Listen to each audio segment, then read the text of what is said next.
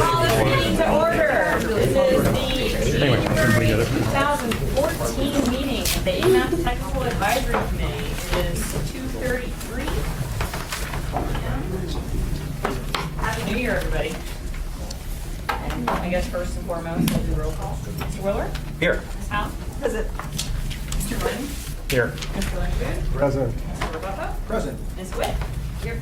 Ms. Epstein? Here. Mr. Hanson? Here. We do have, and Ms. Marmelo is here, we do have quorum. All right, do you mind making the public involvement in this? Sure. Well, the AMATS meetings are public meetings. We have a business item, a presentation by staff or consultant. At that point, the committee will be given an opportunity to discuss it, and then the public will be invited to discuss it. And then that will go back to the committee for deliberation. Thanks very much. First item of business is the approval of the agenda. Motion approved. Second. A move by Mr. Willer, seconded by Ms. Howe. Are there any opposed to the motion? Madam Chair, Yes, sir. I just add this large piece of paper is the integrated UPWB and task schedule. So I'd say at the bottom, information item is the update on the NTP schedule. So we have it. So update on MTV schedule? Sure. And tip schedule changes. Yeah.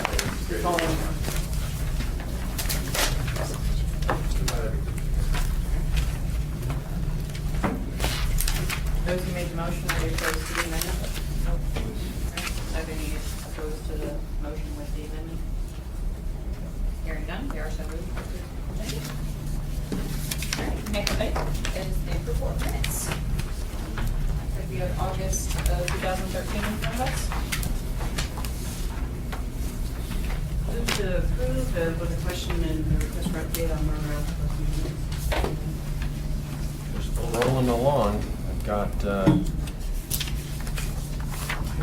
that's 2 or 3, and I have 2 or 3 of the back order ones still to do, and other than that, we're pretty much almost got caught up. So the next couple of months we'll see some We'll progress. be done. Finally. We're caught up with policy.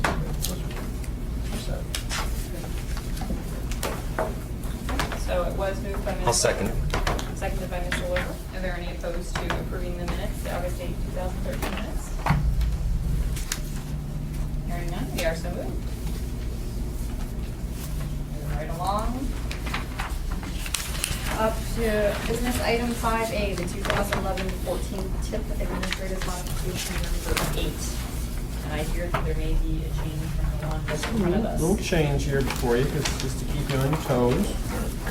I'm going to pass this out now. The original one that's on the website that was posted a week ago is, what we have is, we had money in the tip for the seat for the update of the MTP.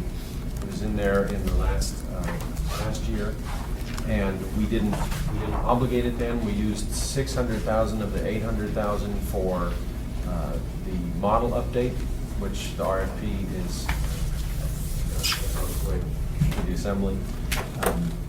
So we didn't use it for the MTP update. So we needed to add money in there, and while we do have a full-blown amendment working through the process right now, we didn't want to wait any longer. And as you know, the MTP schedule is really tight as it is. So we wanted to add money into the 2014 year so we could get this thing moving as fast as possible. So I prepared an amendment that would add the money in there into the CMAC category in 2014, 900,000 for the MTP, and it ended up taking it out of the bus replacement program, with the notion that in the near future, as we do an obligation report, the odds that we will have some 900,000 or so to put back into the buses, we would do that through an obligation report.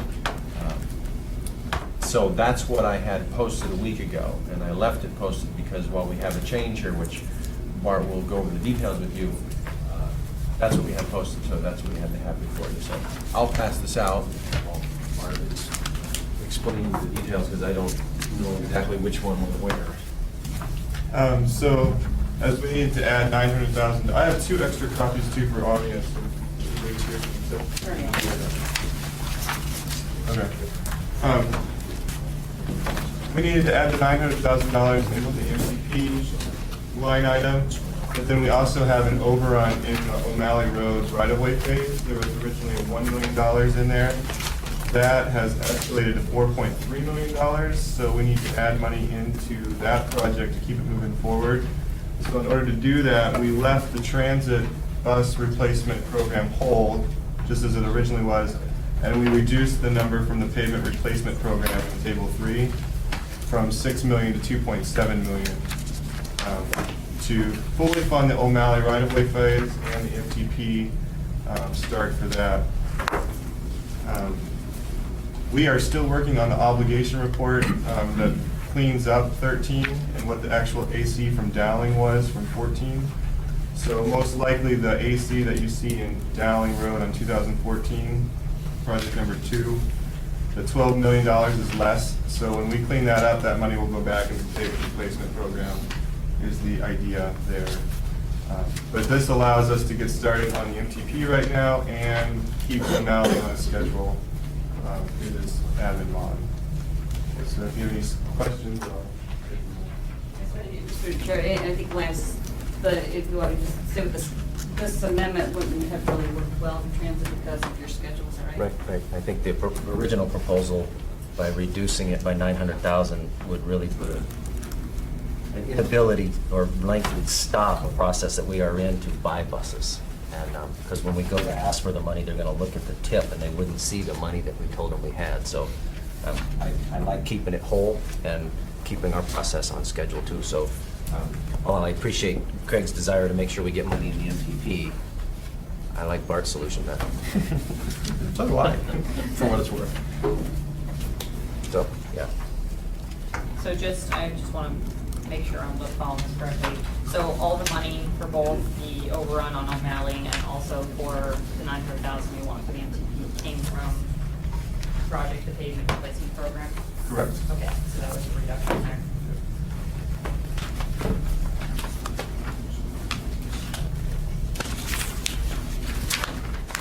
Any other questions? So I have one question, clarification. Hey, Bart, did you say that if we had any de-obligations as we're moving through, in addition to the status of Dowling Road, will we be able to replenish the payment replacement in 14? Is Most likely. That's the general plan? Okay, that's good. And we're coming forward with a tip amendment to clean up 13, and so all that'll be taken care of in the next amendment that you see. The amendments just take so much longer than these admin mods. Thank you. Any other questions from the committee before we open it to public? No? All right. We're now open to public comment at this time. Is there anybody who'd like to speak to the 2011-2014 TIP Administrative Audit Solution number 8? Going once, going twice. All right, back to us. Before we move along, can we recognize that Mr. Morris has graced us with his presence? More quorum. Actually.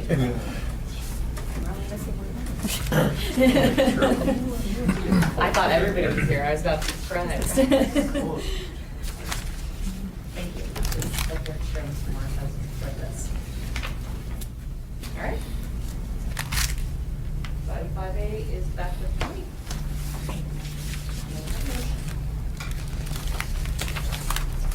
Madam Chair, I move the admin mod number 8 for approval. Second. So moved by Mr. Willow, seconded by Ms. Howe. Are there any opposed to the motion? And we are talking about the replacement. Yes, thank you. The one that's proposed by Mr. Rudolph. Not the one that was posted last week, the one that was laid on the table? Yes, ma'am. All right, are there any opposed to the motion of the approval of the laid on the table version? Hearing none, we are so moved.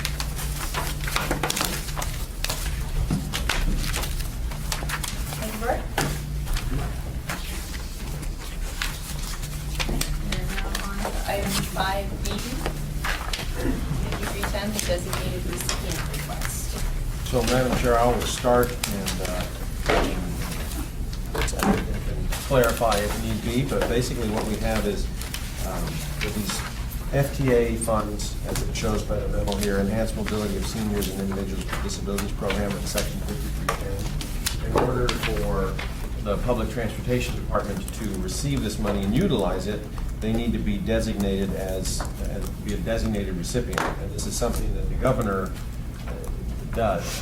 And so what we're looking for here is for AMATS to pass the resolution, which is on the back of that memo, that says, could you please take the steps to designate them as the designated recipient for Section 5310 funds. We don't decide it. I mean, AMATS doesn't decide it. The mayor doesn't decide it. It's the governor who has to make this designation. This is just will be a resolution of the governor asking him to make that happen. So, and obviously we'd ask you to recommend the policy committee to sign the resolution, or approve the resolution. So this is new, under map 21, it was fine, okay. Just for my own, I guess, so any public transportation department that wants to receive these funds has to be designated from this point forward, so. Right, yeah. Okay. And we've been designated recipients for other funds in the past, just this is kind of new for this area, or for this type of section. Okay, thank you. Okay, any other questions from the committee?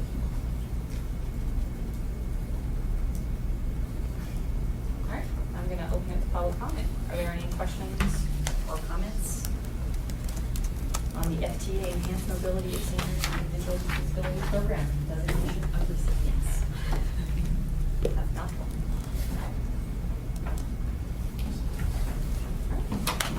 Seeing none, it's back to the committee. Do I have a motion? Madam Chair, I move passings of the resolution that AMATS be designated as a recipient of 5310 designated funds. Second. All right, moved by Ms. Grover, seconded by Ms. Howe. Are there any opposed to the motion? Sorry, Public Transportation Department, not AMATS. Oh, thank you. As amended by Ms. Atkins. Thank you, Jamie. So AMATS recommends that the English College Transportation Department be designated as written. Yes, ma'am. Thank you, Jane. Are there any opposed? All right, hearing none, we are so moved. Thank you.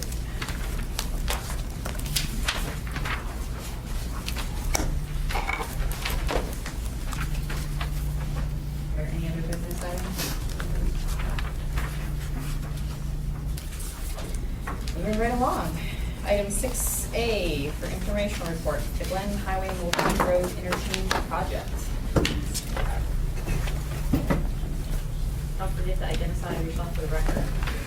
And I'm guessing we might need to move. Yes. Apologize for making you get up and move. I do have copies of the presentation if you'd like to remain seated. But if you want to move and face the screen, that'll work as well.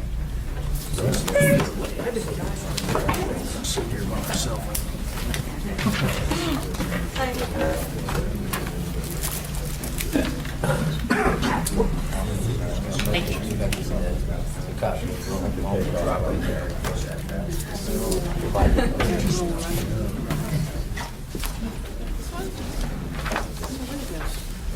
Thank you. I appreciate a few minutes to give the committee a informational update on the Glen Highway Golden Road interchange. My name is Steve Noble, project manager with Dell HKM.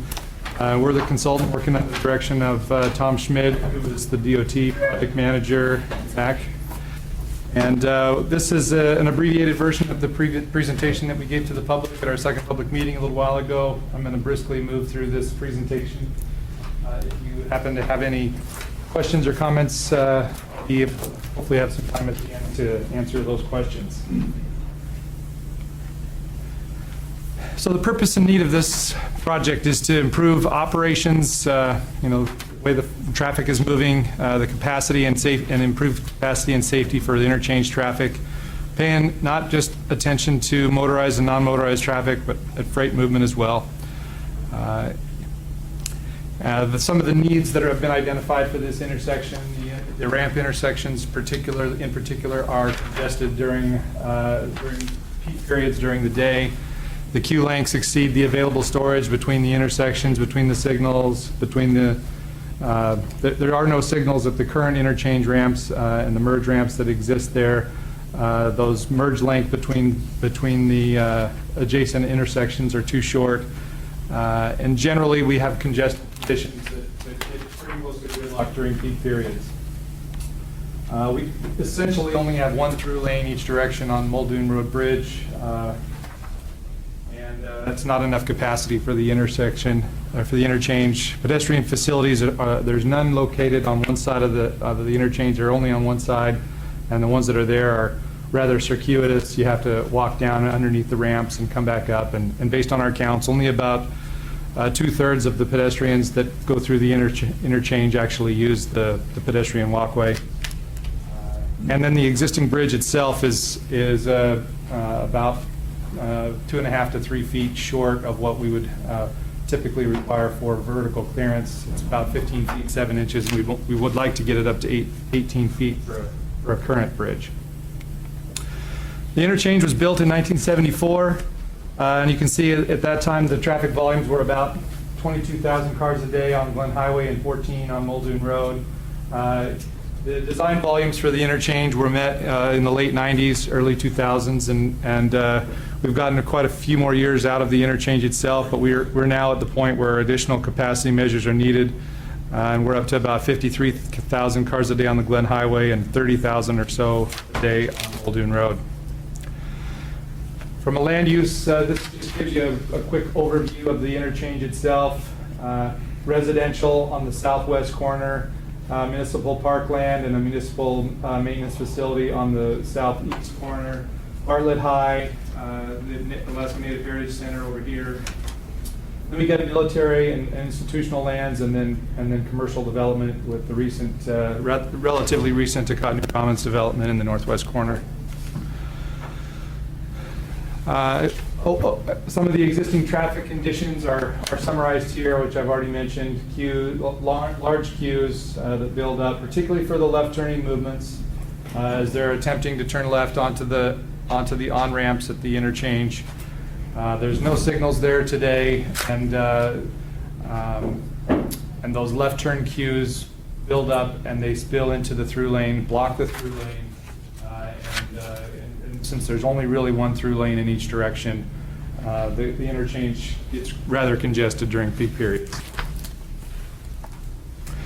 Pedestrian facilities in the corridor. The yellow line here indicates where the existing pedestrian facilities are located. You can see where they are here.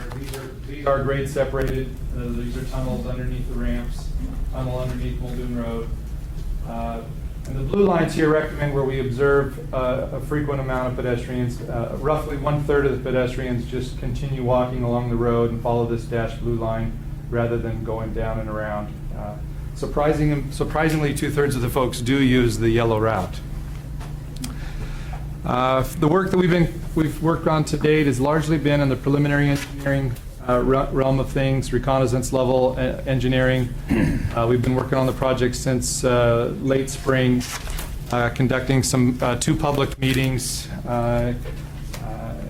coordination with the agencies. We had a workshop with state and municipal stakeholders to evaluate interchange types and forms and functions for this area.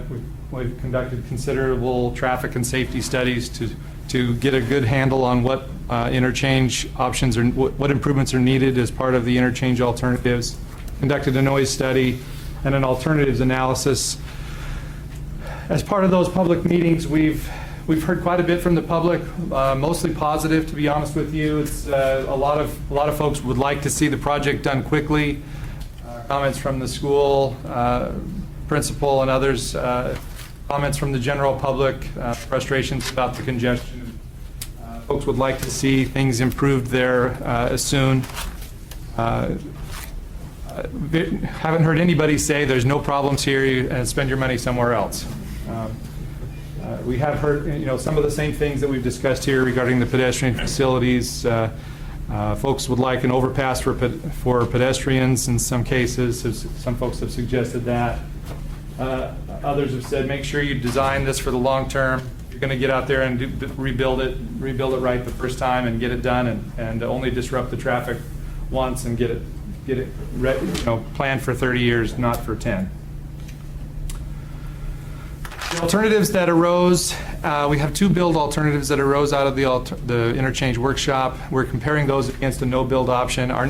Just to give you a little background, the no-build option does not mean nothing's going to happen. In this case, we are including another planned state project, which is to put half signals at the interchange ramps. We're including that half signal project. It's a Highway Safety Improvement Program project, which will signalize the through traffic and allow better gaps for those folks to be able to make left turns onto the on-ramps. That project will improve the queues and prevent the queues from building up on the off-ramps from the Glen Highway, but it will transfer those queues onto Muldoon Road. And so it really is more of a short-term project than a long-term project intended to improve a documented safety issue that's out there today. That signal project is not part of our project, but we did include it in the background assessment of our analysis. The first of the two alternatives that are the build alternatives, the first is the partial cloverleaf, which is essentially a reconstruction of the existing interchange form, with the primary exception being that the off ramps would no longer be merged lanes onto Glen Highway or onto Muldoon Road the way they are today. They would be brought up into two signalized full four-way intersections here. So the bridge, everything would remain essentially the same number of lanes under the bridge. There would be a full reconstruction of the interchange, however, the bridge would be elevated. Muldoon Road would be widened to be 6 lanes, and new pedestrian facilities would be built on both sides of the road.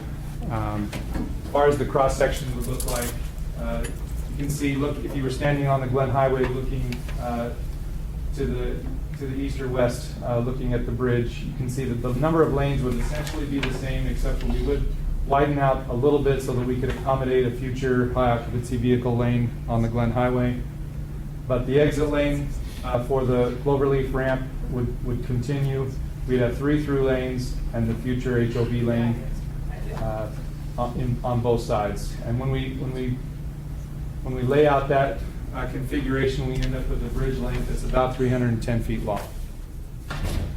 If you're standing on Muldoon Road and looking down the road, you'd see pedestrian facilities on both sides. We've assumed 10-foot multi-use trails on both sides of the road, 5-foot shoulders. The bike plan does call for widened shoulders on the road. No striped bike lanes, but the 5-foot shoulders are included.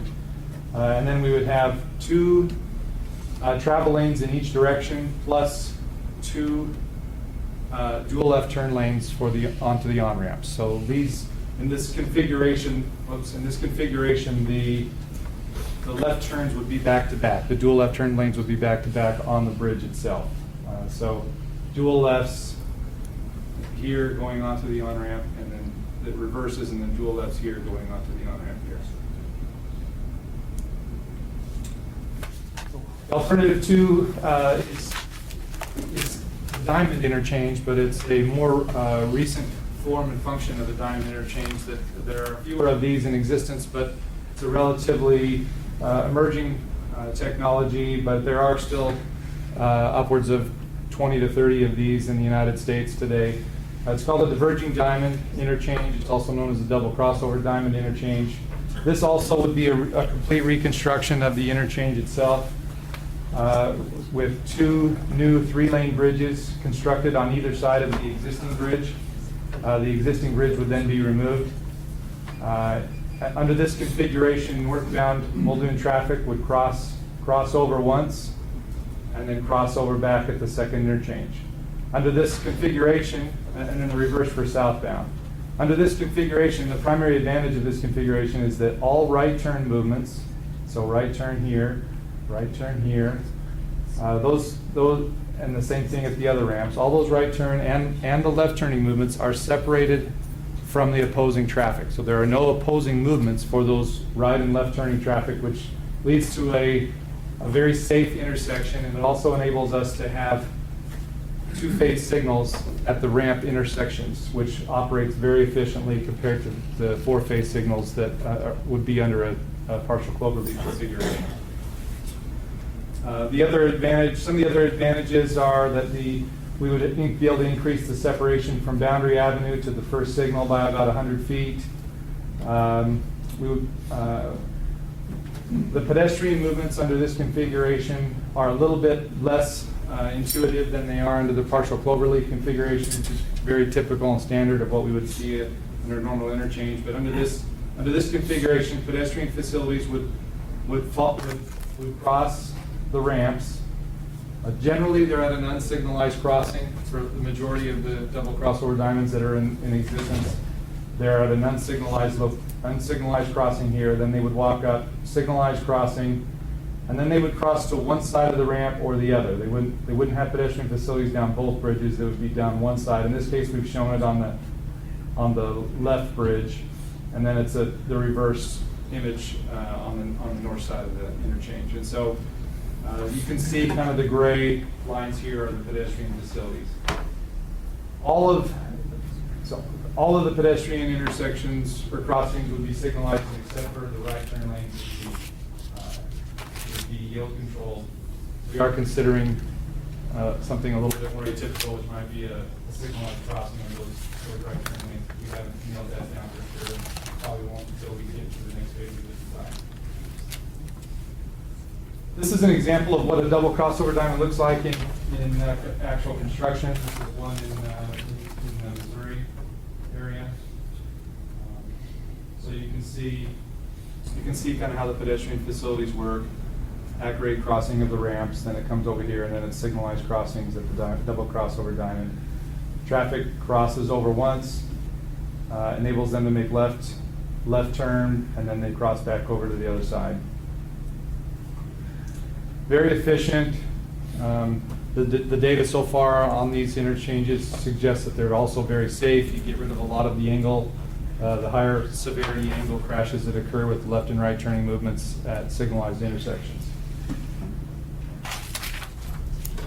The bridges itself, under this configuration, would enable the bridge to be about 50 feet shorter under this configuration, because we no longer have to accommodate the loop ramp lane, which currently exists, and which would be over on the additional lane over in this area. So instead of 310 feet, it would be about 260-foot long bridge. We would still accommodate 3 through lanes and a future high occupancy vehicle lane. Standing up on Muldoon Road, we would be looking at two 3-lane bridges with 5-foot shoulders on both sides of each bridge. And then on one of the bridges, and it could be on either bridge, we've shown it on the left side for now, but it could be on either one, there would be a 10-foot multi-use path. And that kind of summarizes it. So 60 feet total width on one side and 50 feet total width on the other side. Getting close to the end here, we get to the pedestrian facilities on the bridge. This is probably the most common comment that we've heard from the public, is concern about pedestrian facilities out there, wanting to make sure that we address those as part of the project. As I mentioned, the bike plan does call for paved shoulder bikeways on Muldoon Road. We've accommodated that under all scenarios. We removed that kind of existing indirect route. The partial cloverleaf is probably superior from a pedestrian and from an intuitive perspective for pedestrian routing. Under both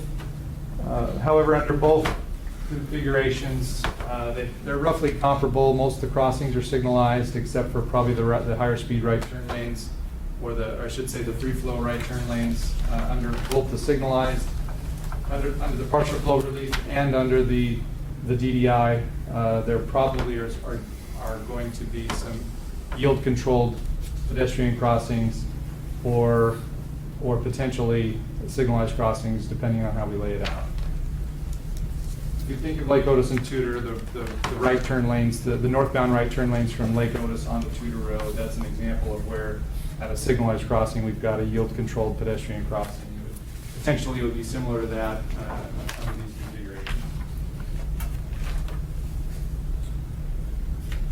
One of the primary considerations for this project, given the traffic volumes, 30,000 cars a day on Muldoon Road, is how will the project be built, construction phasing. This graphic is kind of a cartoon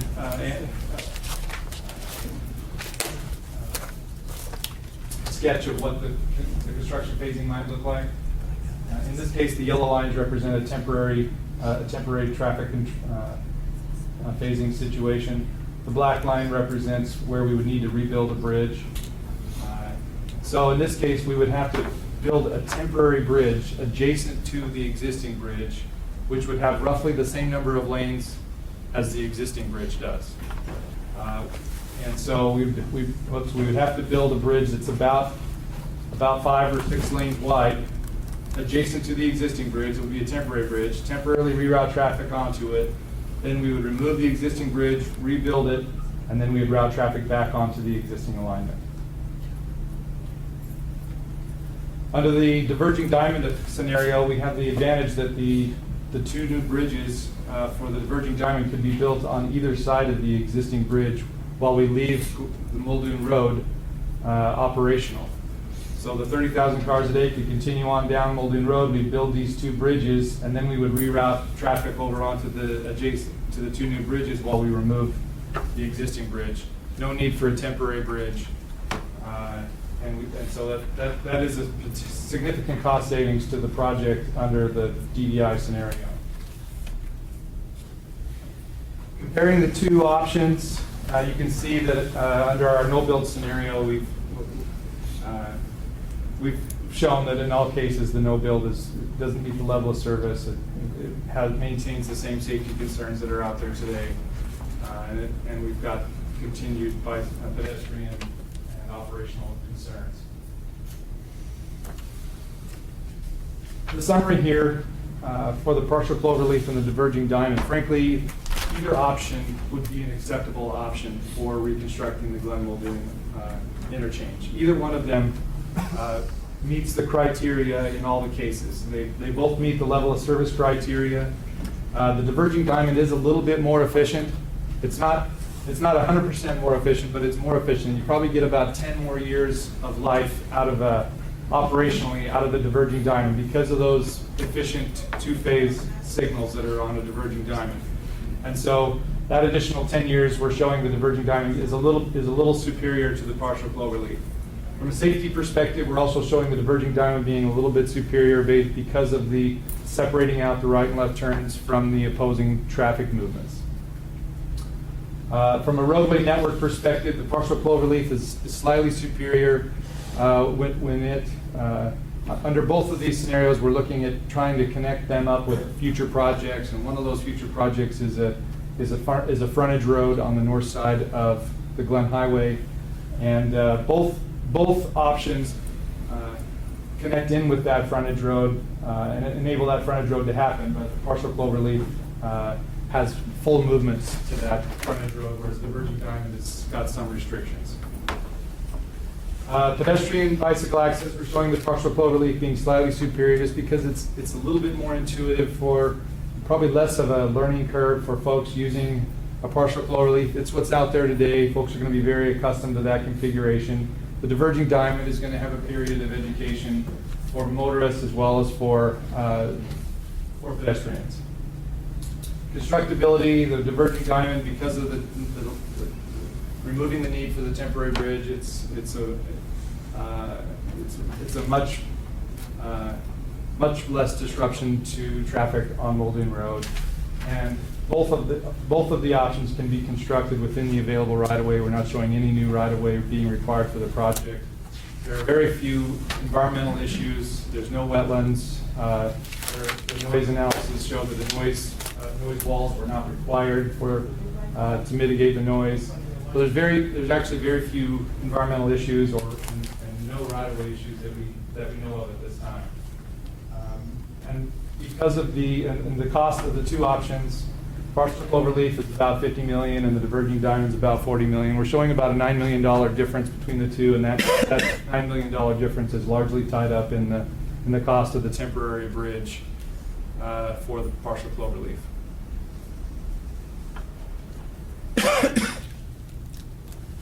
So, in summary, either of the two options are acceptable and meet the purpose and needs of the project. The diverging diamond operates with less delay, longer lifespan by about 10 years. The partial cloverleaf is more intuitive for motorized and non-motorized vehicles. Diverging diamond less traffic disruption and lower cost. Both alternatives accommodate that future MTP project to build a frontage road on the north side of the Glen Highway, but as I mentioned, the diverging diamond under the diverging diamond scenario, you're not going to be able to come southbound Glen Highway, get off at Muldoon and get on a frontage road because of the double crossover shade. Here's where we are in the process. We've been working on, for the last few months, we've been working on the pre-design studies, alternatives development.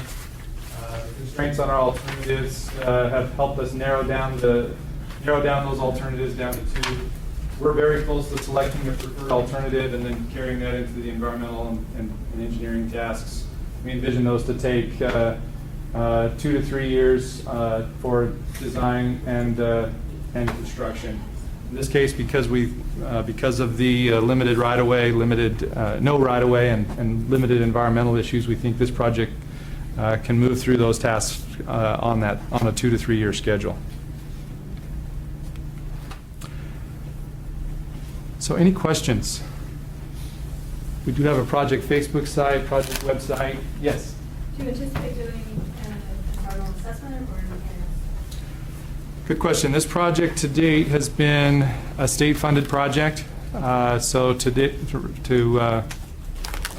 for the purposes so far, we've been envisioning a state checklist, neither an EA nor an EIS. So it would be a checklist, a categorical exclusion, I should say. Tom, any comment on the potential for whether or not federal funds would be considered for this project? We're still proceeding as though it's going to be state funded because that's the way it came to us. We are looking to develop it, keeping in mind that we may entertain funding this with federal dollars, but it is a significant project and would have an impact on our program. This one did come to us via the legislature, GoBond. They did allocate $15 million for it so far, but it was more a function of, we said we were going to be coming back once we knew what we were doing. Right now, we're to that point where we know we have a really good idea of what we want to do and how we want to move forward. It seems like the timeline, as Steve said, is very quick. We plan to move as quickly as possible on this. Working with Jennifer to try to get those resources allocated for this project, state or federal.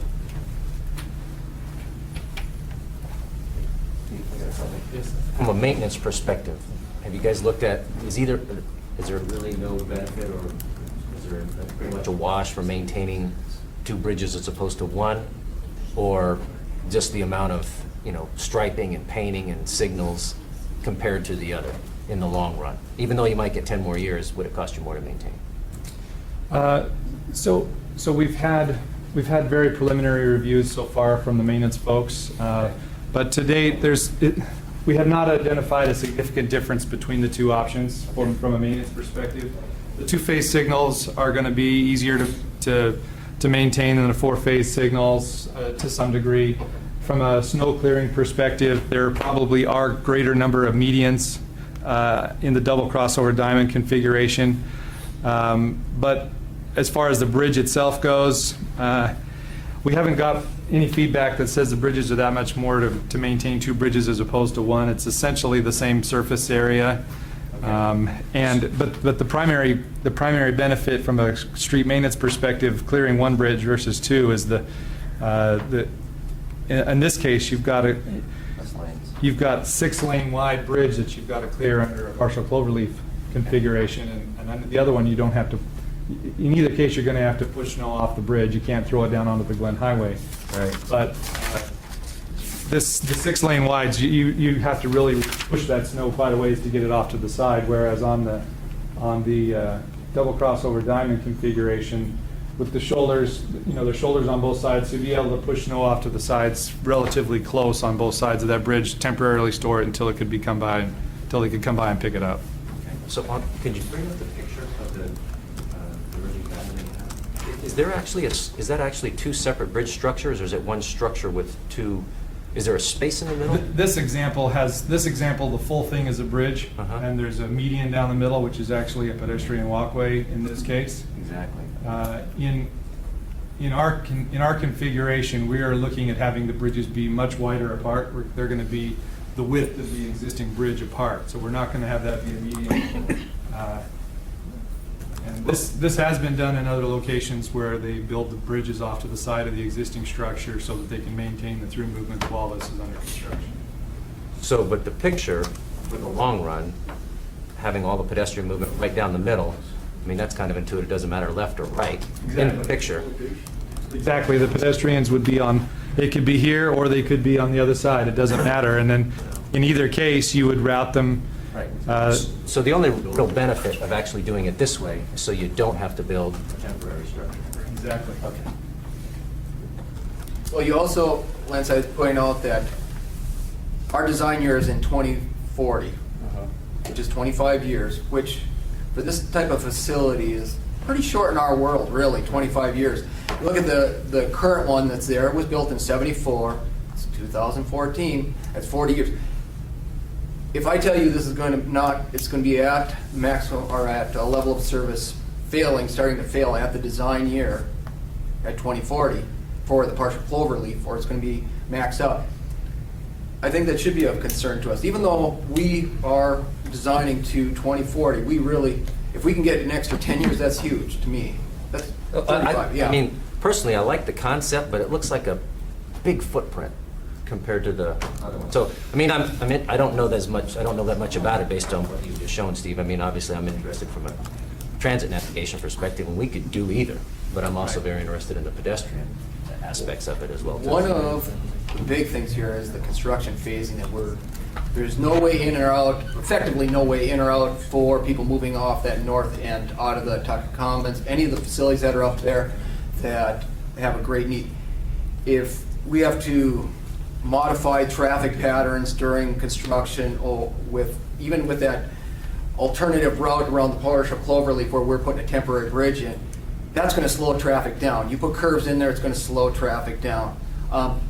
What's really interesting about this is what they've done is they've allowed us to effectively maintain the traffic we have on the existing structure through those existing facilities while we construct those structures on each side, build the infrastructure in for something like this, and then connect it all up. So that is one of the huge things about this particular project. I didn't think we would be able to get around it, and and they worked it out, and pretty amazing, actually. It is something new. The indications we have are they're very effective at handling capacity, moving traffic to and from.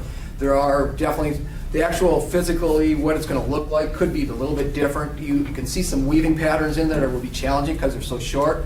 Pedestrians crossing, that could be, I think, is a challenge, but it's not one we can't work through during design, and that's what we intend to do. I think it's pretty exciting.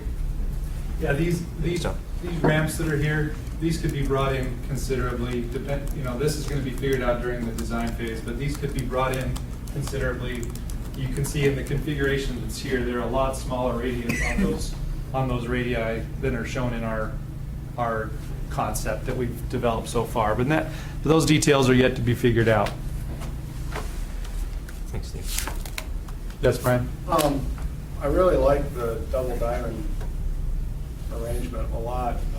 My only concern has to do with the pedestrians. Right now, you've got the ability for pedestrians and bikes to get completely through that interchange, grade separated, if you will, not having to cross anything.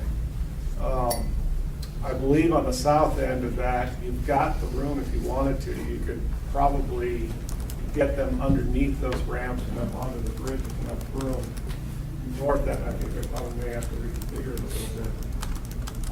And with all due respect, having gone through Lake Otis and Tudor as a pedestrian, I recognize you've done a lot to provide, but I don't like going through there with kids at all. And with the school up there and the other things up there, it would be nice if you could maintain that sort of grade separated feeling that you have in the existing structure. I'm not saying you can't, I just said. Right. I think it's a good point. I would say, speak to that, Brian, is that I think we're open to all suggestions. There's a grade separating underneath the ramps. It could be a combination of things. It could actually even be a separate structure around it. So this is where we're at right now. We've gotten through the preliminary. We've got to viable concepts. We've got to 2 viable concepts. We really, there's some really good indicators that this one seems to shine a little bit more than the other one. And we're kind of effectively ready to proceed really quite quickly on this. We're planning to be under construction by 2016, which in our world is darn quick for especially a project of this magnitude. So the concern you raised, Brian, is actually a consideration for both of them. In both cases, we were not proposing to necessarily maintain that grade separation. In this case, we were proposing that the pedestrians would be up here on the main road. And this is where I'm talking about, they would be grade, at-grade crossings potentially. Those crossings of the right turn ramps is something we're going to have to figure out during the design phase under either interchange option. And if grade separation becomes a priority, then there are ways that it can be accomplished. But this is pretty typical of other interchanges along both freeways that we've got today. So I think you just have, for the topography that's there now, it's fairly unique enough, and I think you've got, particularly in that, you've got the room to be able to do it. The other one on the north end of the double diamond thing, I don't see that you necessarily have the room to do it the way it's drawn there, and I just. okay. yeah, we're definitely considering that it is unique about this area is that we do have the relief in it, that it does allow us some latitude in what we might come up with for ultimately a bridge. Especially given the traffic noise. I guess the one comment I'd reiterate, though, Brian, that we heard in meetings was a number of the folks up in the community don't want the tunnels. Yeah. Yeah, so balancing it all. Based on their comments, they'd rather be up on the bridge or have a separated overhead crossing. So. There's a security concern on the tunnels, yes? Is there then consideration of your alternatives on the economic analysis or the benefit of one project over another? Because I'm certain the military and Cotton Commons would love to have that bridge open the full time. There has not been an economic analysis done or anything. Yeah, we've tried to weigh heavily the construction phasing considerations of the It's not just construction phasing. In this case, the construction phasing also saves us a lot of money on the project. It makes the double crossover diamond more economical for capital costs. But you're right, and we've received feedback from the Takanu Commons. Nothing from the military yet, but concerns about maintaining access during construction. Certainly a concern. Right. I know Remy has a model now where you can put in transportation facilities. It's probably a really expensive model. And then do the economic analysis of the benefits versus the cost.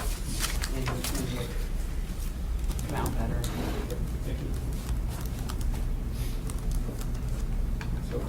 Any other questions? All right, appreciate your time. Thank you very much. Okay, before we all go out back up there, the next item, is there also a presentation to the staff? No, there isn't. No? Okay.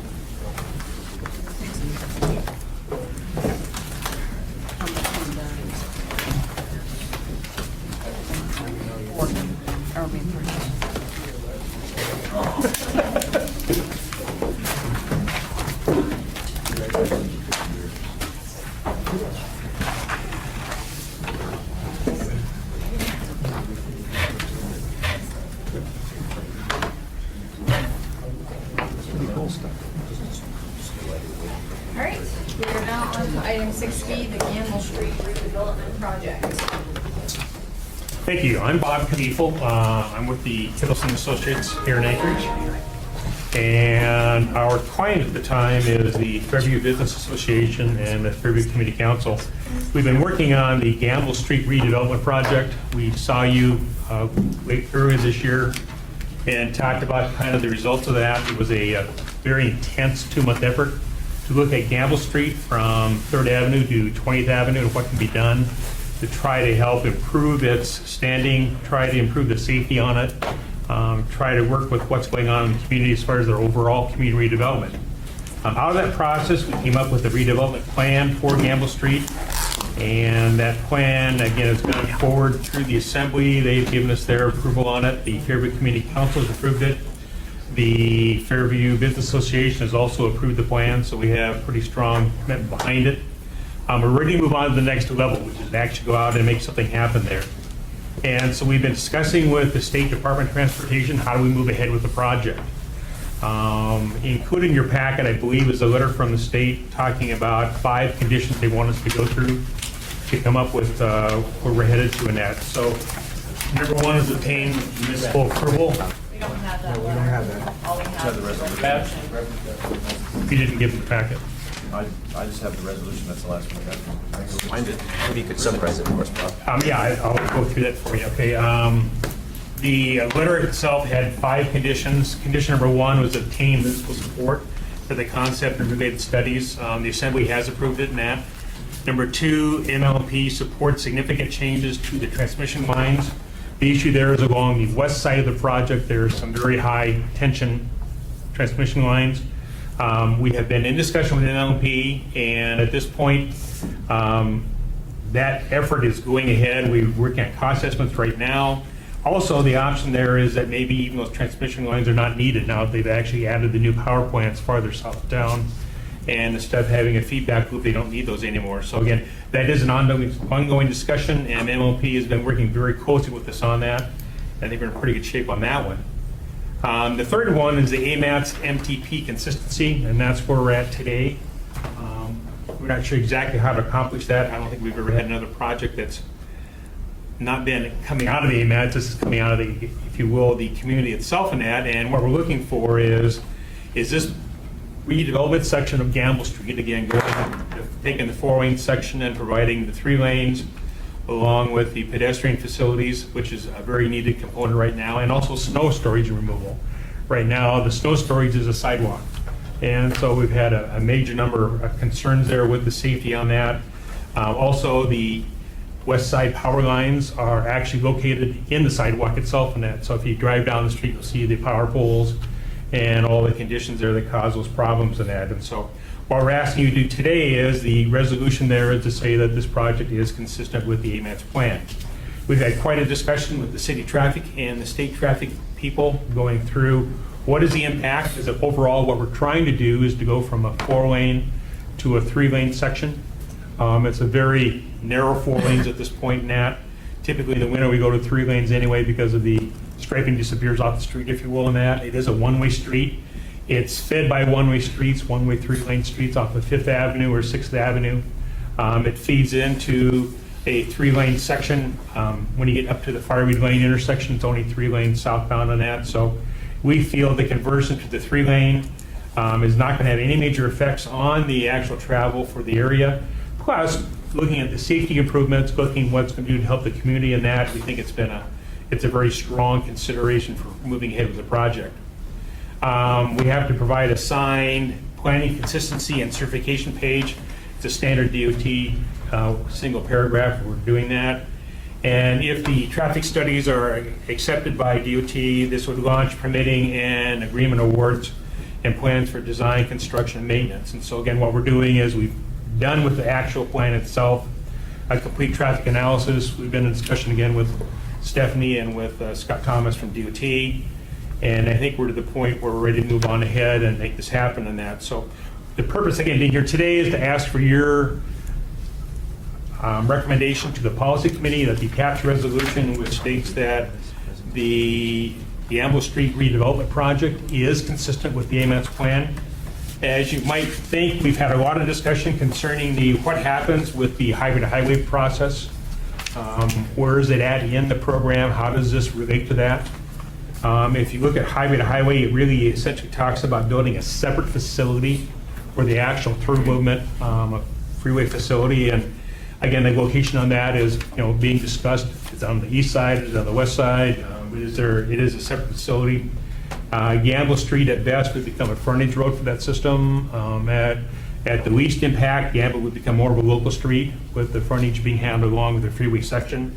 Again, we're not at the point, I don't think, where DOT has actually decided those answers yet. Highway to highway is on the shelf right now, if you will, in that, so there hasn't been a lot of progress made in that. We did look at what would happen if Gamble Street were to go to a standard, typical local street net when highway to highway is in place and everything's gone onto the big freeway, if you will. And we actually designed the sections to convert Gamble back to a 2-lane facility with parking on both sides, if that was kind of a final determination after highway to highway was done and there were separate frontage roads, and what would you do with what Gamble was left. We would convert it to that 2-lane operation. We actually work with the businesses, try and provide both the landscaping, again, the pedestrian access and safety. And so we think it's a good approach in that. I'm not to say that it has not been quite a challenge to get this point in that. We had a very intense program this summer. And that program really looked at, we spent a significant number of public meetings, agency meetings, going through what could happen out there. We had a number of alternatives of what the section could be, how to work through the system and that. We have done the modeling information on that, trying to look at how the model would react if we put the transportation model and eventually ended up with the highway to highway, what happens with the Gamble Street left over in that. And we feel very comfortable we can accommodate it. One of the things we came up with out of that was that Gamble Street at 15th Avenue would need a new left turn lane going south on Gamble, turning left onto 15th. But other than that, the intersections, again, because you're really feeding Gamble Street with either a 3-lane 5th Avenue or a 3-lane 6th Avenue are the main feeders into it coming southbound. And again, it ends up 3 lanes down at Fireweed Lane. So a 3-lane section in this particular area we felt was not a major impact, and as the numbers pointed out, they do not have that problem. So with that, this is Paul Fuse with the Fairview Business Association, and he's kind of our project director, if you will, in that. And yeah, I just wanted to add one thing, is that what we looked at, the numbers on level of service and could it really handle this, we looked out to 2035, which is where you set something to be done with highway to highway. And the data shows that it will handle it, that without a reduction of loss of service. I want you to know those calculations were very conservative in the way that they were done. So what we've seen here is that the level of traffic is stabilized at about 25,000 cars a day. That's been for about the last 5 to 7 years. And we think part of that is because of the work that we've done in other areas, some of the east-west connections and some of those. So, but yet the model was we projected a 1% increase every year. Well, that's not what we're seeing right now. So we do think that that was a conservative estimate. And as Bob said, this is part of our efforts on economic revitalization of that whole area. We're working with the Downtown Partnership, the Anchorage Chamber of Commerce, the Anchorage Economic Development Corporation, and we need this to happen. It is a 3-lane road right now if you drive down it, and that's a problem because people in between wonder, am I on a 3 or a 4-lane? That's a real safety issue. No one can walk on it with the telephone poles and the sidewalk. No one can get near it, past it, with a wheelchair, even in the summer. And, these are just artifacts of the old construction. We talked to ML&P, they said, well, hell, back when we built that, those telephone poles were out in the grass, right? They were just incorporated into the sidewalk, and someone's already run into one, knocked the wooden pole over and electrocuted 2 people. So that's why you had to redo it down by Worthington Ford down there. So there's a lot of other reasons, and I know your primary purpose here is to really look at the flow of traffic. We don't think we do anything to damage that, and that we're consistent with your plan up to 2035. questions? So Bob, you mentioned that there was 5 points in that letter, and I got 3 of the 5, that you needed MOA support, ML&P support, the AMATS, MTP consistency. What were the last 2?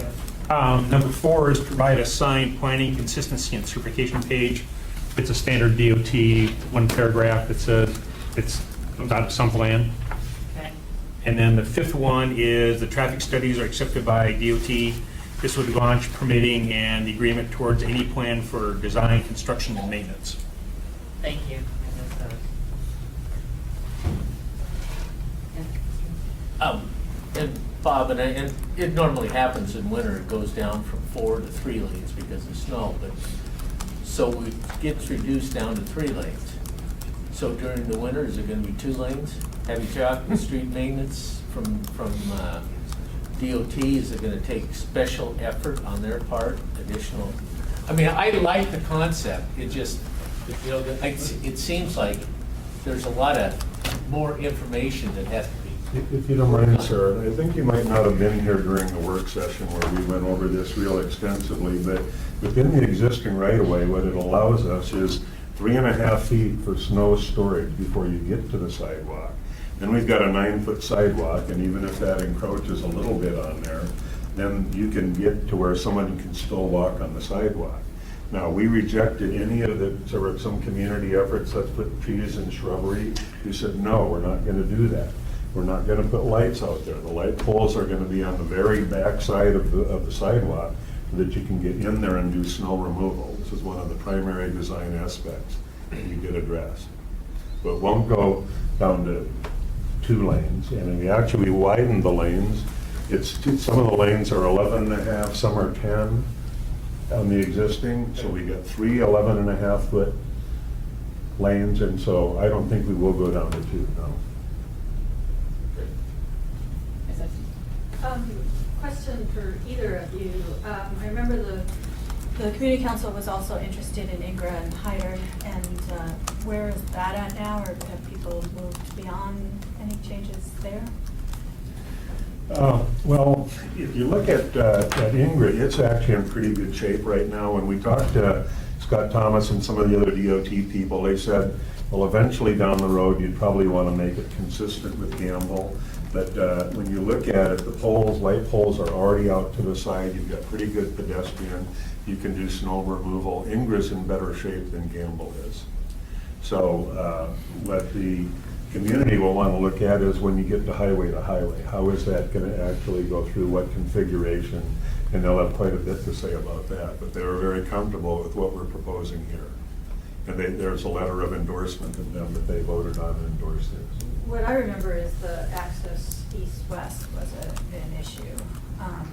Well, and we looked at that, and going to 3 lanes makes it a little bit shorter across. What we did find is that the lights are operating well there.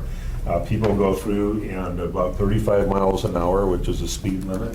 And the other thing is that the lights have people kind of convoying so that there's enough space in between that you can cross the road. We did not put any dedicated walkways or overpasses or anything like that in it.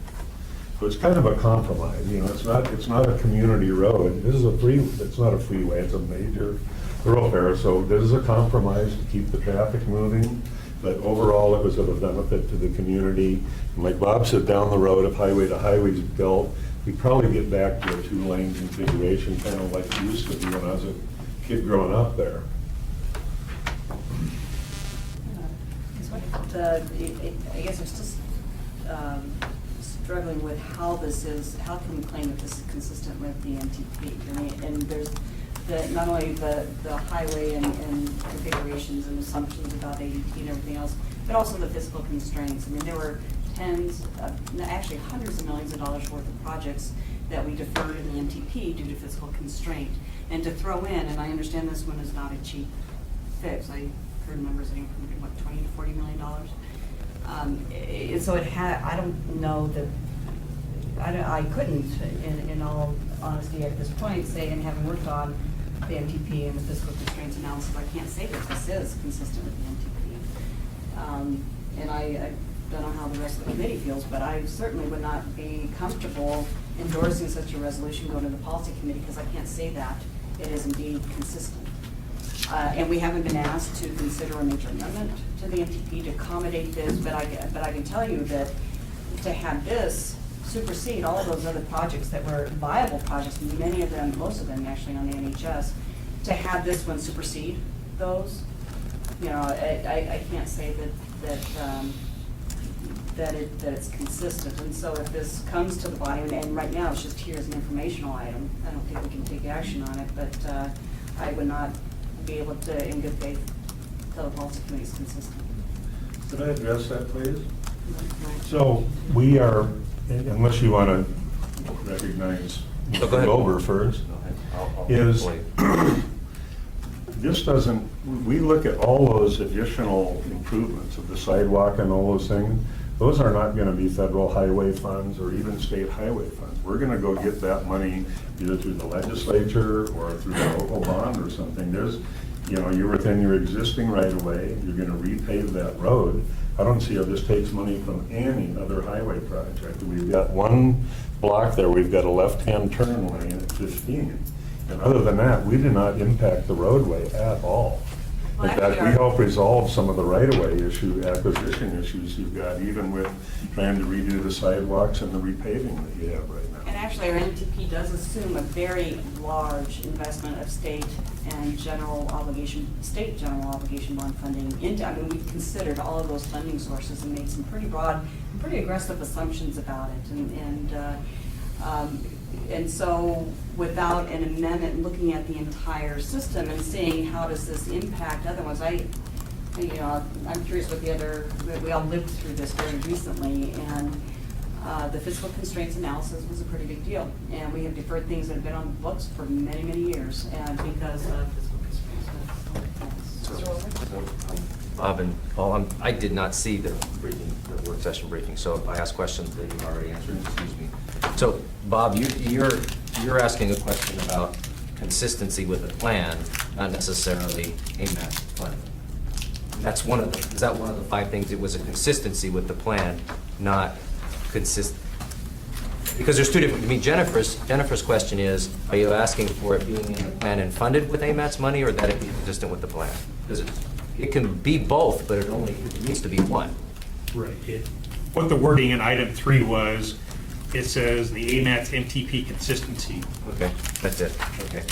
And you may have mentioned this, how have your efforts to date been supported, funded?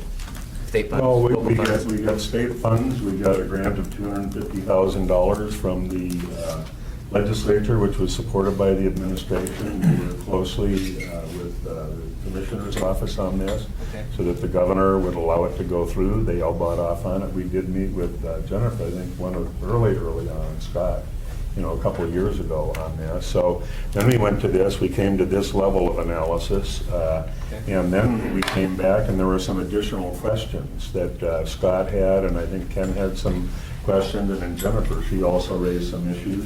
So then we went back, and the Assembly, besides providing a resolution of support for us, gave us an additional $83,000 to do those additional analyses and do the cost estimating and work with ML&P and Public Works and everybody else on the storm drains and the other things that needed to be due for the cost estimating.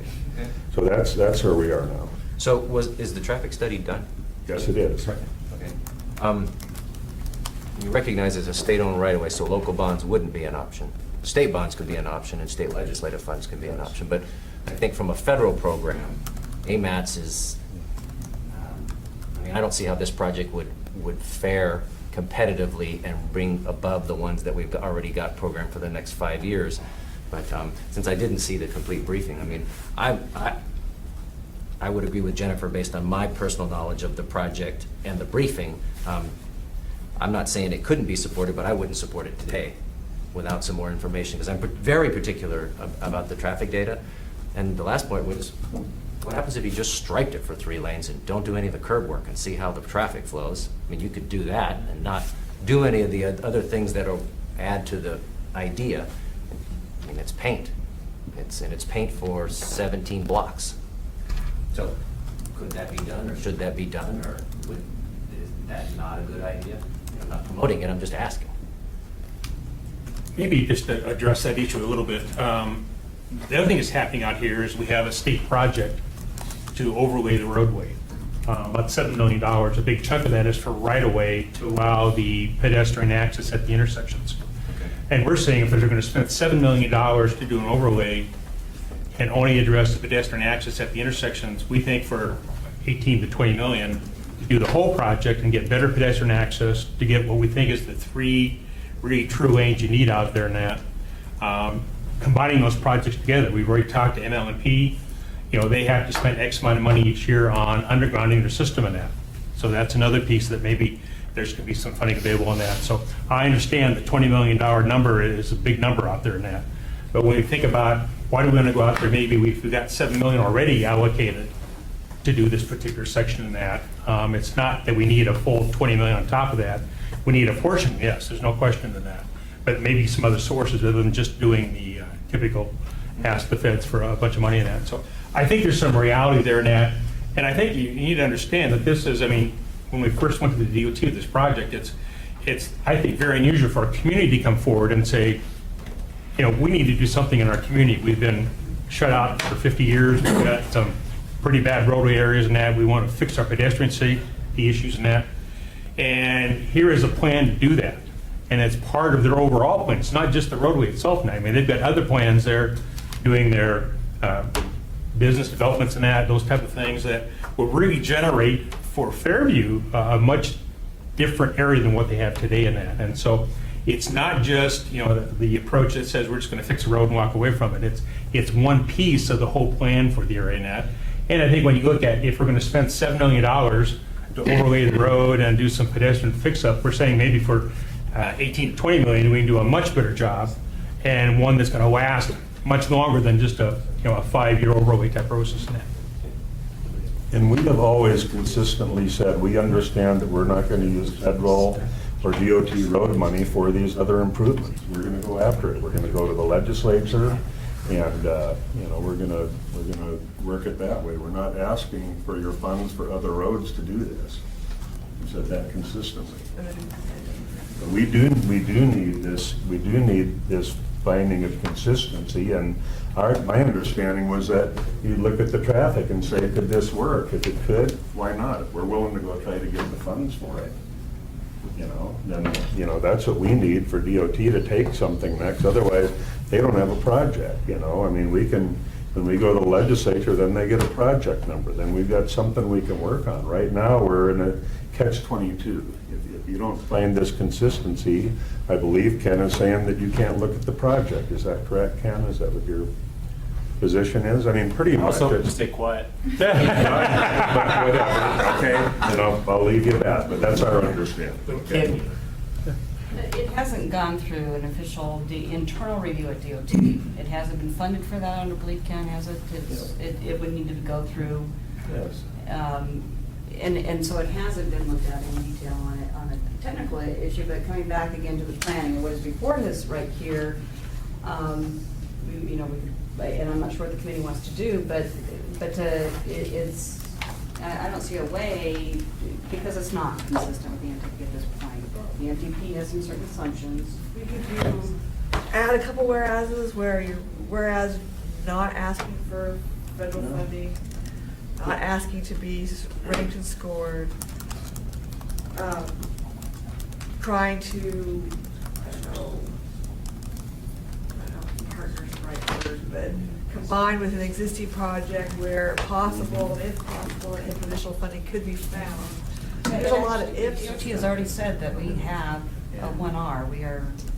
That's the hard part. So there's issues outside of AMATS that we know. Well, that's what I'm saying. But that would pull out an AMATS again if DOT could then say, I don't know. Sorry. Go ahead. No, start on that.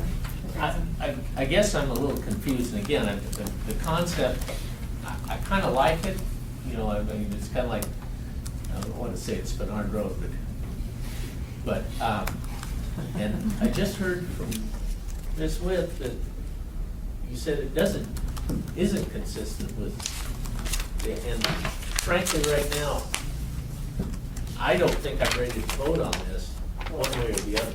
It's not a business item, so it's an informational item. Well, It's not something we'd be voting on. I think more information needs to be provided to show, at least me, and I'm just a drum Norwegian, so I don't know much, but that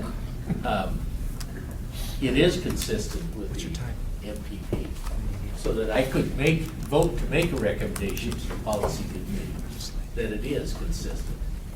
Because I'm certainly not going to vote right now to say it is when I don't know it is. There's no call to vote on anything. Yeah, but I mean, it needs, to me, it needs further information for me. Maybe one thing just to help you out a little bit is this project came out of one-year MTP projects, number 363 or something like that, was the Fairview traffic study in that. I mean, it's in your current MTP. And so what we've done, we've actually implemented what you guys had asked for. We found our own funding for it to make it happen, rather than using the LRTV money in that. And so, I mean. would reference that, Bob. Pardon me? I would reference that. I mean, what they're saying is, you're asking to be consistent, but you haven't made a statement of how Sure. you're consistent. Yeah. That's the trick. Well, and I guess we're looking for what is consistency. I Well, mean, what you said, it's in a plan, it's been studied, it has been something that's come Okay, through okay. AMATS already that they can refer to and show Sure. that there has been some kind of a process, either through, either a Fairview study, there was a recommendation, you took this recommendation and you've gone forward. Well, there you go, that right there is a lot of the material you need here, then plus adding that you're not looking for federal highway funds. I mean, there's still hurdles. And I think, too, just putting it in the bigger, broader perspective of what's really going on right now is that you still have Campground Crossing is still alive. And their plan is, in the very short term, is to connect into Ingrid Gamble. I mean, by moving in your curb lines, you're eliminating any kind of reserve capacity that could then be built on. And so I think that might be one of the things that DOT would have to look at once they do an internal review on it. But I just, in terms of, what I would recommend, and actually this is, I think, what should have happened first, is to have this go back to staff and looked at, have staff make a recommendation, because right now, Gary, you know how much we worked on that at NPP. I cannot, in good faith, say, especially when you're looking at the fiscal constraints analysis and the level of state funding, that was one of our biggest challenges, is because we assumed a huge investment of state funds and state GO bonds. This one was not, this is an extra, and it seems to me the 20 million was pretty light. It could be easily 40 million, but in terms of relative priorities, we just heard a presentation about an overcapacity interchange that, for want of $40 million, can't move forward. And so, and that one is consistent with the MTP. It is consistent with the fiscal constraints analysis. And if DOT or if AMATS were asked to endorse something moving forward, that would be a different story. But I think this is, so to say that it's not going to affect, well, we don't have, AMATS and the city and the state don't have any control over what comes out of the legislature, but we are assuming as part of our long-range plan that there is a tremendous investment on the recommendations and the priorities that have been identified through that plan. And so I guess my recommendation to this group is to send it back to staff and let them take a look at it and to make a compelling reason that it is consistent, because right now, and you, Lance, are intimately involved in that process as well, and the fiscal constraints analysis especially. And to have this come in, I mean, I like it too. I mean, it's $7,500 worth of damage on a car hitting one of those poles, to avoid hitting another in a snowstorm. So I know full well. Personally, I would like to see something. But I think that let's send it back to staff at this point. Now, which staff are you talking about? Because we've been AMATS meeting staff. with your staff. I'm kind of surprised to hear this now, because we have been talking to your staff every level of the way, and we've got letters of what they've asked us to do, and we've done it. I'm talking So- about AMAT staff, and I'm talking about specifically about Craig and about the state staff that supports AMATs. And we'll be glad to do that, but I just hope that you recognize that the criteria that were passed by this group for highway construction and road construction, Gamble Street in its current configuration would fail every single one of those, horribly, for safety everything else. You know, when we looked at it, you adopted what, a couple of months ago. So I hope you take a look at that, as well. So we're glad to work with everybody and to see this through. But, we also tried to work with Kabata, and we met with them, and they said, yeah, you're gonna come and let's talk about how this, and they said, well, you know what? Our EIS stops at 3rd Avenue. That's what they said. All right? So somebody needs to come to the table on the other. We're willing to deal with it, We're not willing to have an 8-lane freeway come through the community with chain link fences around it. That's not gonna happen. So, we need to plan for this. We're willing to. We don't look at the automobile as the enemy. These are the potential customers of our business. We're trying to work with the system Well, at every this step time, of the way. Because this is not, I guess, a business item, this isn't something we're gonna vote on. I think the discussion really is, because this isn't something we move forward as an informational item, the recommendation really is to, I think, incorporate some of the things that Ms. Heil has said as far as adding whereases that describe how you feel you're consistent with the plan, because they're the people who weren't present for previous presentations or may not know the history of it and how this came about, if you could include that information. And to work with AMATS staff to possibly rewrite this, to include that information so that if you want to bring it back in front of us as a business item, we can then vote upon it. Because as you've heard from the people here right now, if we were to vote upon this today, the answer would That's like fine. I would like a recommendation from staff that specifically finds it consistent and how so, and including the financial constraint, or how they would propose an amendment to do so. Stephanie, I have one last question. Yep.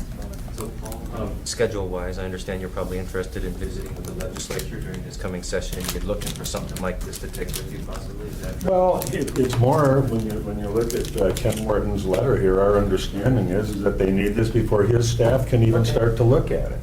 That's So what we the got. timing isn't related to... We're in this catch-22, right? So your timing isn't necessarily related to... It's not, it's not. We have talked to the legislature about this, they know that it's coming, but the biggest thing we're doing right now is that actual cost estimating for the sidewalks, the storm drains, and the utilities, and that's gonna be done in about a month.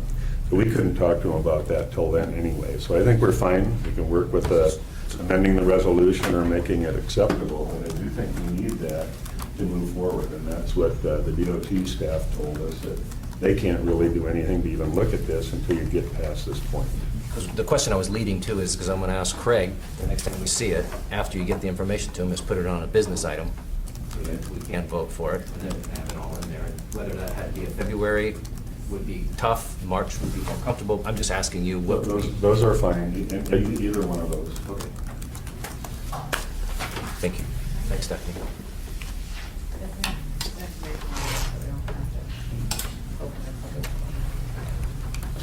Oh, we still have additional items, right? Yes. Thank you, Paul. Now we are moving on to item 6C, the update on the MT schedule consolidated. Really quickly, I'll start and then I'll let Vivian go into some more detail if we get there and we'll ask questions, et cetera. But this grew out of the last TAC meeting where we talked about what are all the steps that we have to do to create the MCP and does everything interrelate, can we get everything done?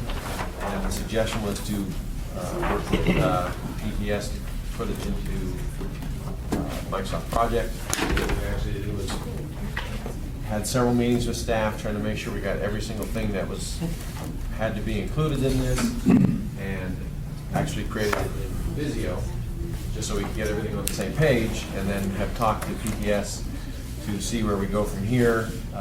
They were not able to help us do it in time. There are some things in project that apparently will make this a little easier to read, so we'll probably still do that. But Vivian, I'm going to have to ask you to explain some of the colorations here because I can't see which colors are different and how the things interrelate. Sorry. Thank you, through the chair.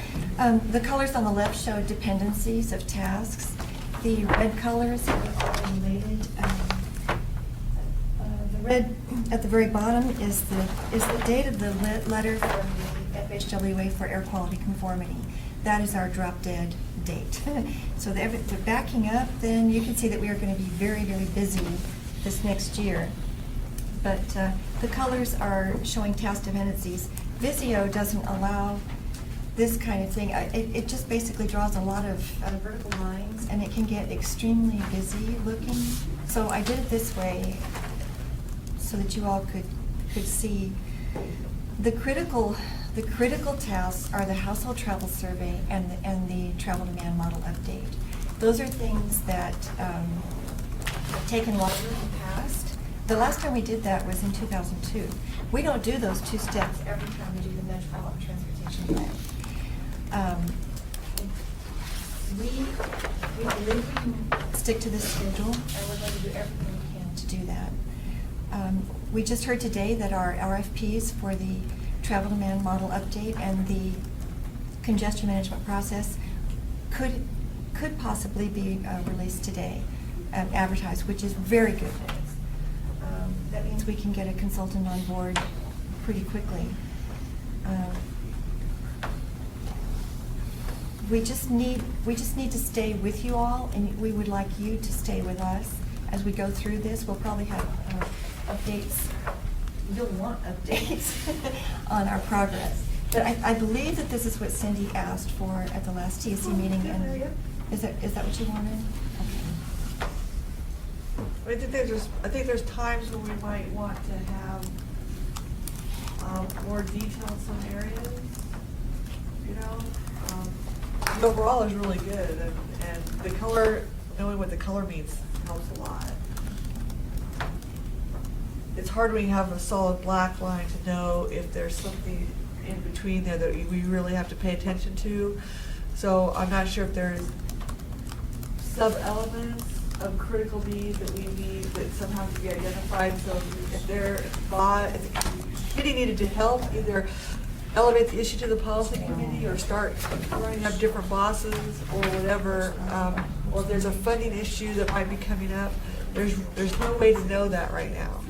But if there was some way to identify, or even we just bring this up we have this every month for an invitational, and you identify, says, okay, here's a piece that's coming up. In the next month, there is a critical thing happening. And if it doesn't happen, we're in trouble. Really early, not before it slides, you know. Well, you can see the critical things are the household travel survey. It's going to be a point of negotiation. I don't know if I should even talk about this, but they've got a consultant they're talking with. Can we talk about that? Probably Would you like to not. say that?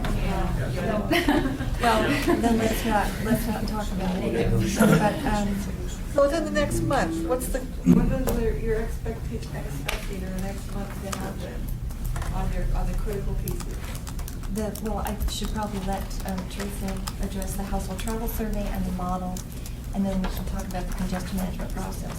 Those are the three critical things. Right, it's our hope that we will have the household travel survey started this first quarter with, usually we collect the household travel survey data in the spring. And so that is our goal. The travel demand model update, we expect that to be released either today or tomorrow. It'll take us some time to select and negotiate with a consultant. Those two projects will have to be fast-tracked together in order to meet the MTP deadline. That could be incredibly difficult because there's a lot of dependencies that come from the household travel survey that are fed into the model, and that's largely your socioeconomic data and your population. Another dependency that's not shown on here but that we rely heavily on is the ICER report. ICER did not make their deadline for that report. It was supposed to be released in December. They're expecting maybe to be released May or June, which doesn't bode well for us. So we have to start thinking of some other alternatives, perhaps hiring someone to conduct that study on a smaller level. So I've already requested some level of effort from a couple local firms on what that could possibly entail. So that's kind of where it stands at right now, is if we can get the consultants for the household travel survey and the consultant for the travel demand model update to closely coordinate, that will be really helpful. But it is definitely going to be a difficult schedule to meet, but you have to be able to make the deadline for the MTP. Unfortunately, a couple processes took longer than we anticipated. Torah purchasing, and while we started this probably a year ago, it just took that long to move it through all of the different levels. So the question is, what's the best method to continue to bring that kind of information every month to this group? You have this, but there's these critical pieces and elements that we know, I mean, you guys are focused on that right now, right? Right. So what's happening with the tip at the same time?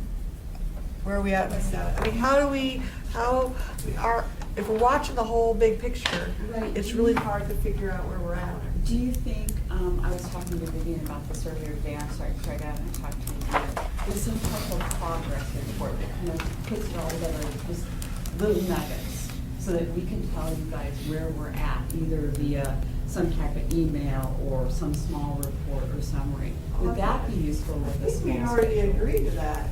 I think we've already, that was what we. What you agreed to is a financial update. Yes. And then there was two things we. Well, it was this, putting together a calendar timeline that shows how everything goes together and fits together for the next MTP update. I mean, and really, I think them trying to break that into any more detail. This is already pretty. No, that's what I'm Yeah. saying. But, so you have this as an overview, kind of give context, which is really cool. And I really, it's cool. But the point is if we have a meeting, we have this thing is going, wow, but now what's the high points? You know, what are the big things of the next month or the next quarter that you guys may need help with, or that we need to watch with? What's going to cause a cost issue? Okay, what is going to cause a time thing that this group may be able to help with? Well, I think we just bring that to you on a regular basis. Yeah. I think, if you remember for the last MTP update, we had a standing agenda item, MTP update. And, you know, Gary was there every month, and if it was a quick update, it was a quick update. If there was some motion that needed to happen, you had this business item. So it could be that sort of thing where you say, okay, so in the next month, here are the critical dates, here are the critical times, and we could say, look like we're on track for this, that, and the other. And that way you get a monthly update, and you would know if something was gonna jump out. It's not just the Lines are on track. MTP, I guess, is my point, is maybe it needs to have an MTP standing item and a UPWP standing item, because we can get very easily fixated on this MTP and forget about the tip, or forget about these other items, which then causes problems later on. And sometimes having a decision that says, yep, we're not gonna do this, and we all agree, yep, we know we're not gonna do it, and the money gets changed around, instead of after the fact going, oh man, what happened, and getting all upset at everybody because it wasn't acknowledged at the time it happened. It was making excuses, everybody going, well, trying to say things after it all happened, when it's obvious, you guys are down a staff person, you know? And coming up with some way to show the policy committee that you guys need the other staff person, I need something to go, coordinate these things is, I guess, one of the goals. Not only get it done, get it done responsibly, but identify where we need to help out as a committee to do our job. That's my concern. Mr. Buffalo, I know you had a question. Sorry, you had a question a while ago. I just wanted to ask, reading this, because there's a couple of things, I see these a lot, and there's a couple of things I want to ask questions on because they're inconsistent with what I've seen before. For example, go to line 41, task 280. From, supposed to take from March the 3rd to 14 to February the 27th of 15. But there's a sub-item that doesn't end until March the 27th of 15. Shouldn't the main task bar go out to March the 27th? Because, Yes, you're right. You see what I'm saying? Yes, I think that's a typo. Yeah, and then if you go down to task 480, line 48, it's kind of the same thing. You got all those subtasks that extend out beyond what you're saying the task is going to take. Should not that bar go all the way out so that the line is You're at the exactly end. right, yes. And anything that's one right underneath the other can be done in parallel with everything else. That's It's not exactly- waiting for the preceding item to be done first, right? Do I got that right? Within a major task like Task 480, I think it's self-explanatory about when we want to do those tasks under the main task heading. Yeah, but it's It's not. meant to carry through, you're Yeah, right. it's not so much the when, but when you, yeah, look at 480. P&P number 6 and P&P number, the report, and those start on the same day. So you can do those at the same time. You don't have to do the first one and then do the second one, That's right. right? Yes. Okay, so, all right, so if I'm looking for how busy you guys are, I just gotta look to see how many are all lined up, one right underneath the other, and that's all the balls you're juggling at one time. Okay. All right. Thanks. Too bad you couldn't do this like those thermometers when people are giving money to you anyway. You fill the bar in and you get, so you get a visual on how progress is. So we're ready for updates. You guys mentioned that the household survey and the employment forecast are critical, and the deadline is April 30th. And it seems like that's a very short time frame to get that done, especially if ICER's not going to come through with a That's report by been May one of 30th. my Now, I'm just wondering, is it biggest even realistic to do that through contract? We're going to attempt it. It was one of the concerns that I brought up at this earlier staff meeting, Yeah. that I wasn't sure how we were going to be able to accomplish that. But we'll be positive and we'll make it happen as best as we can. And we'll certainly have some challenges along the way, but it gives us the opportunity to think of some alternative and innovative solutions. Yeah, well, and I'm not being critical, I'm just. No, I totally But I'm agree. just wondering if it's not realistic to have that done by contract by April 30th, can it be done by June 30th? Does that throw everything? Additional time would be a benefit to But I mean, those two projects.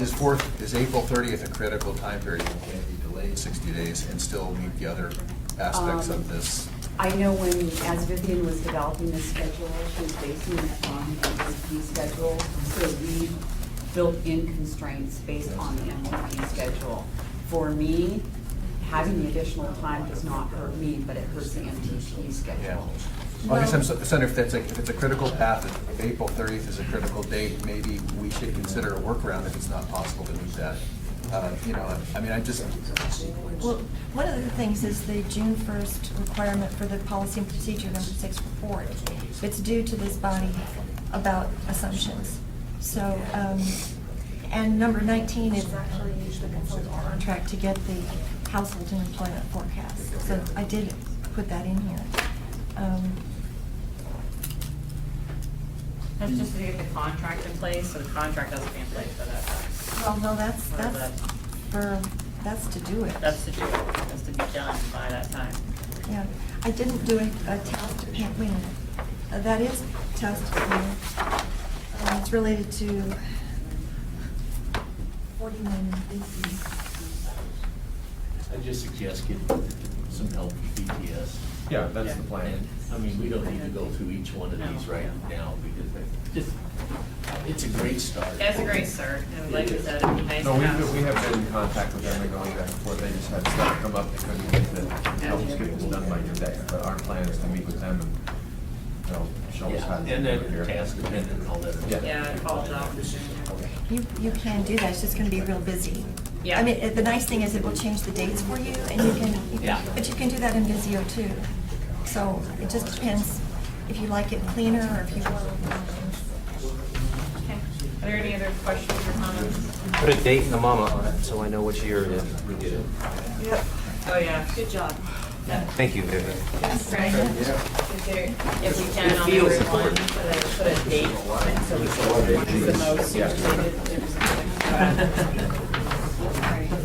Are there any other informational reports? Yeah, we do have a new staff person we'd like to introduce for DOT as Art to let you introduce James. Oh, yeah, my replacement is now started. James Boyle comes to us from Florida, as we discussed last month. He has worked at the Transit Authority and NPOs prior to coming in, so. Can we call him Bart? No. We did give him the state-issued haircut and beard before he started. So far, it has not been that bad. So, adjusting very well. So do you like to be, or do you go by James or do you go by Jim? James is fine. You go by James, okay. Thank Well, you. welcome, James. Thank you. Glad to be here. Are you sure? I'm good. Announcement? I'm not doing announcement. I have an announcement. I want to say something. Go ahead. Follow up, sorry. I'll wait for my turn. Yeah. As long as we're talking about James, he is a user of the public transportation system. I thought I'd pass that on to you. Takes him an hour to have to get to work.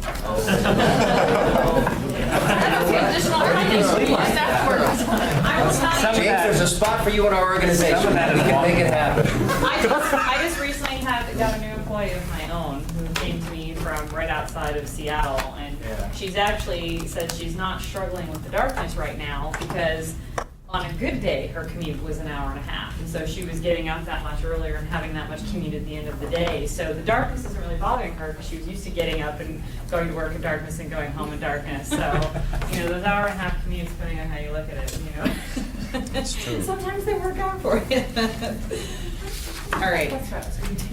So, committee comments, I just wanted to say, January 1st was a big day. I mean, we are 2014, but there are illustrious AMATS coordinator from municipality of Anchorage turned 50 years old on January 1st. So, baby. Yeah, so I wanted to say happy birthday. It was very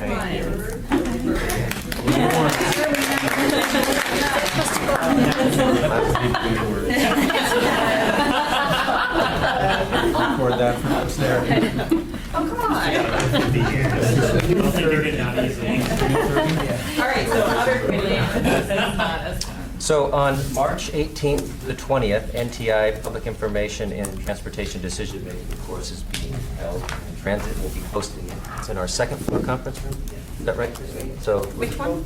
it's the NTI Public Involvement in Transportation Decision Making course. It's a 2-day course, March 18th and the 20th. So mark your calendar. We'll give you some more information. Maybe if you're interested, Christine can send you the website. And it's a no cost except for the people in this committee, right? It's free for like government and all that sort of stuff, so you would just have to register on NTI's website. We have a transit board meeting tonight, so for those of you who are thirsty for information, we've invited the railroad to give us some presentation on different information on their thoughts about your rail. So, the board meeting at 5:30. Any other committee comments? Ms. Nipsey? I just wanted to note for the record that for the past few months, I've been working with Craig and Stephanie on this. We've requested that Kavada provide the committee a presentation of what they're doing in terms of their revised revenue analyses. And so far, they have not been able to come and do that. And as a committee, I think it's important that we at least get to see that and not just have it presented wholesale to the legislature without the people here who know a lot about these issues and can do some back and forth with Kavada. So I just wanted to be sure that that was noted. And we have been following up with them, but. Yeah, it's a condition of the model. Yes. Yes.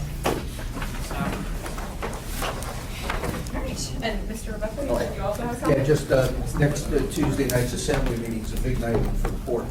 That's when the assembly votes to approve the project management consultant contract for CH2M Hill, which once approved and signed by all the right people, puts us back in motion on the project. So looking forward to that. Any other comments for the good of the order? All right. So the next meeting is the policy committee meeting. It's 2 weeks from today, January 23rd, down at State Hall, and we will be here next month on February 13th. We are now adjourned.